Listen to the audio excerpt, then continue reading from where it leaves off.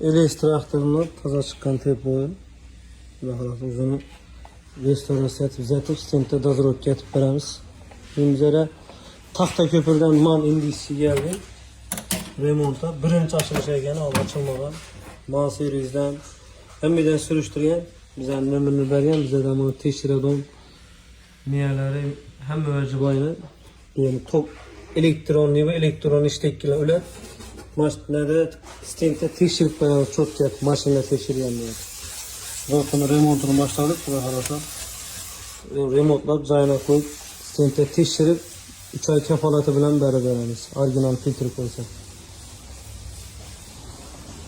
Ve harasa mani filtrlarimizdan cho'tchaslarni ochdik.